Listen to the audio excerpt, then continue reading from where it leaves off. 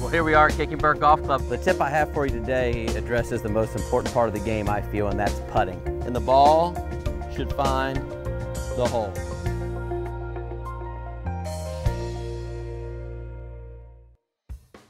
Well, we'd like to welcome you here at KickingBird Golf Club this morning. I'm going to give you a sand trap lesson this morning, but first thing I want to show you is many sand wedges today are going to have numbers on the back of them. Typical sand wedge is going to be 56 degrees of loft, which you can see on the end of my sand wedge.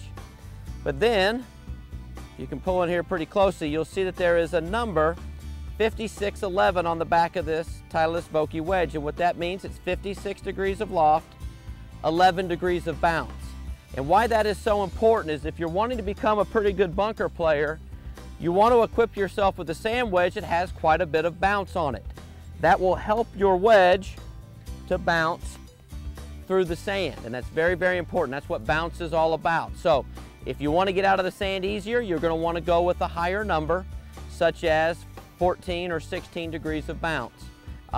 Most of the conditions around here, if you like to play out of the fairway though, you want kind of a lower bounce angle like 11 or 10 degrees of bounce on your sand wedge for turf conditions, but to get out of the bunkers, once again, more bounce is better. But for today's tip, what I'm going to show you is how to judge the different lengths of your bunker shots.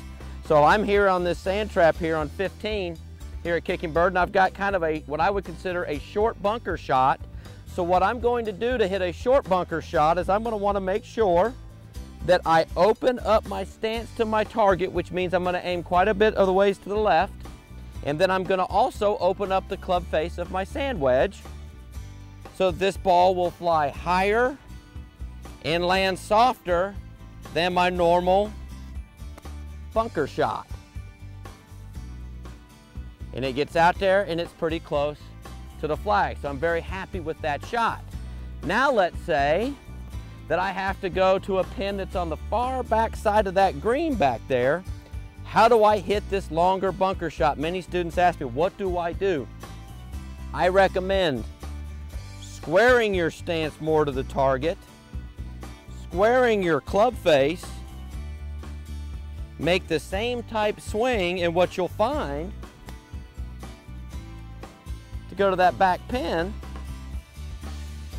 is that ball, as I just hit that shot, flew a good 20 to 25 yards, where this ball right here flies 10 to 15.